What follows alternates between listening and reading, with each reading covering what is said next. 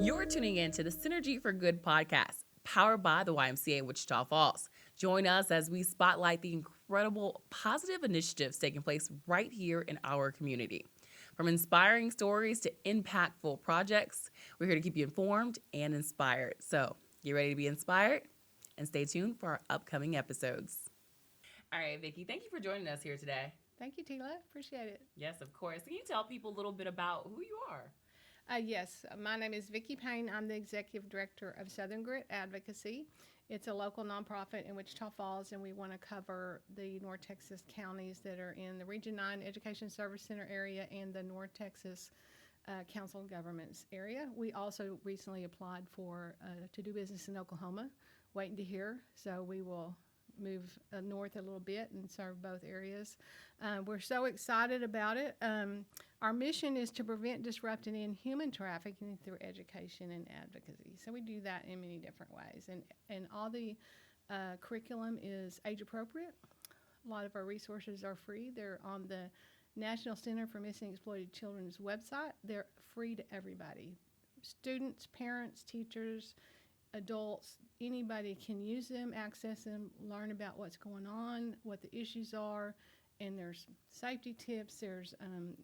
There's series, Into the Cloud series for grade school, help them learn how to be safe online and play safe games. They're not going to get hurt, and just help reinforce that digital safety because it's a digital world. It really is, and it's grown tremendously. But tell us a little bit about how you got started into this. What's your background? Well, I've been in nonprofit since 1993. I was a co-founder for Inheritance Adoptions and was there for 10 years, and we actually fell in love with one of our kids that came into foster care. She was 3, and it was the holidays, and all the other foster families were out of town for the holidays. My husband and I were foster parents for Inheritance, generally babies, usually infants. But this little 3-year-old came into our care, and I didn't realize the seriousness of it. This caseworker called me from another organization and said, this mom wants to talk to you about placing her 3-year-old because you helped her before. And said, okay, but I can't meet with her till 4 because I'm involved in an adoptive placement today. So she said, okay, she'll wait in my office. This was like 9 a.m. She waited all day in her office with this little redhead 3-year-old bouncing off the walls when I got there. And anyway, I fell in love with her the first week, and we actually adopted, and I couldn't do all that. So couldn't juggle that, being a mom and Inheritance, because you had to, go out of town at the drop of a hat, be at a hospital for 48 hours, and it just wasn't practical. So I passed that off and left and became a mom of a child after I already had kids over 18. And so then that's still going strong with somebody else running it. Mm-hmm. And then took some time off, got my master's in public administration, and went to work at Wichita Falls Faith Mission. While I was at Faith Mission, I went to a training by Traffic 911. They came here and did a training in town. And oh my goodness, it was about human trafficking. It turned me into a maniac mom. And it was so scary.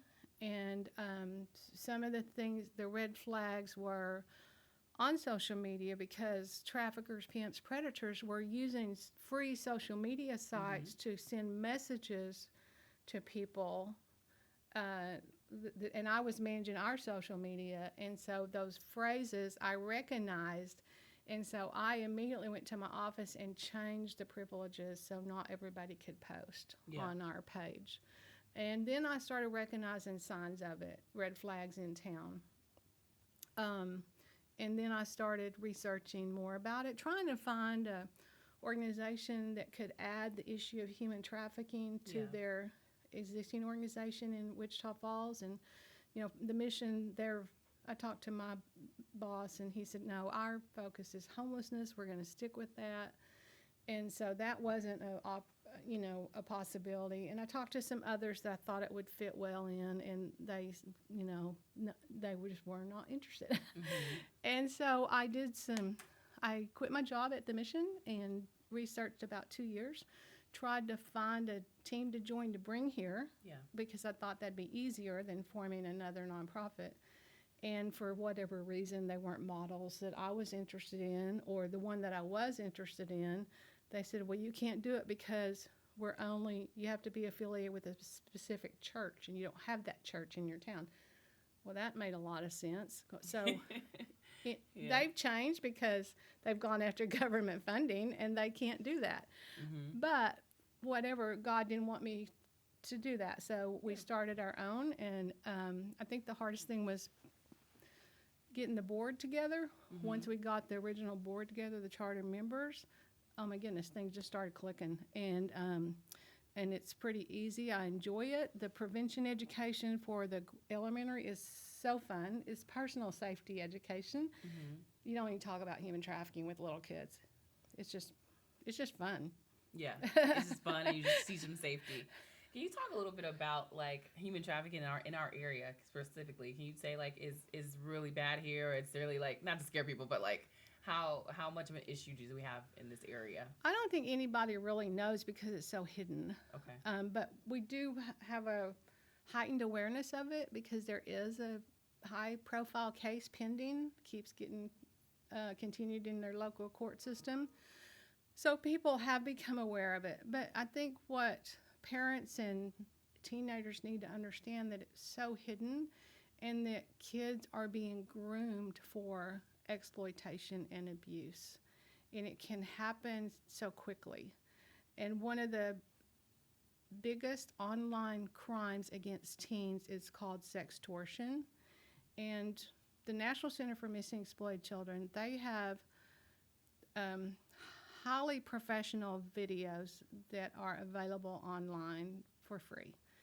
And this one they didn't actually produce, but it is on their site for anybody to access, and it's called Sextortion. There's 3 modules, and it's a true story of a teenager that was sextorted. So she met someone online. So the person is, if it's a female teenager, it's generally someone a male pretending to be close in her age. Mm-hmm. And oh, guess what? He has all the same likes and interests she does. And they have so many things in common because that predator becomes what that teenager wants and desires. They Mm-hmm. become that dream person. And they're not who they say they are, and their pictures are not who they say they are. And then they just start grooming them. So at age 14, this teenager thought she was in love with this guy who she never met. And he started manipulating her to show partially nude images of herself and then full images. But the minute she did, the relationship changed, and he started extorting her for more images. And if you don't, he knew where she lived. He knew who her mom was. He knew who her siblings were. He knew what school she went to, what town she lived in. So one of the education goals is to remind students, empower them to protect their personal information. What is your personal information? Well, what do you know? What would you say your personal information is, Tila? I would probably say like my address, maybe phone number. What else?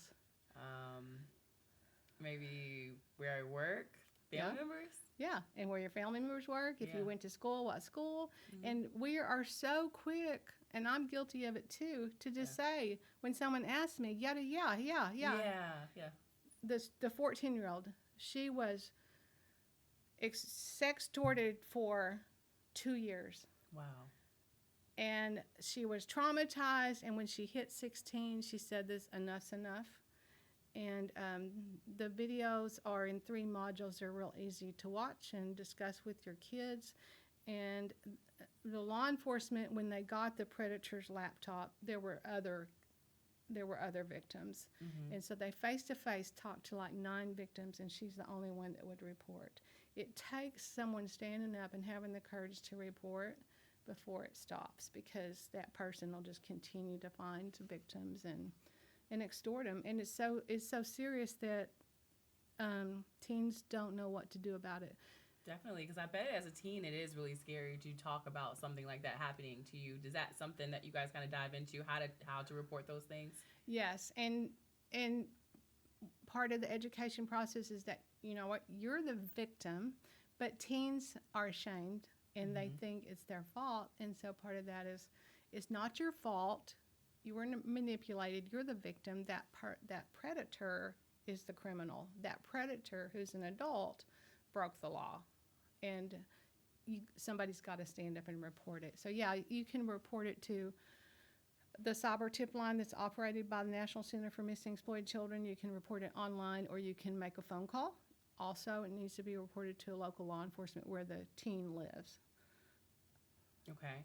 And then, so one of the things you guys do with this education is you partner with organizations like us and pretty much any nonprofit or any organization that wants you to come out and y'all do training, correct? Absolutely, yes. So we can bring in curricula or we can coach your uh, leaders and adults who are working with youth on how to use different curricula. So the National Center for Missing and Exploited Children, those are free resources for K through 12th grade, and everything's age appropriate. So you would learn which ones are for where they actually have it separated: elementary, middle school, and high school.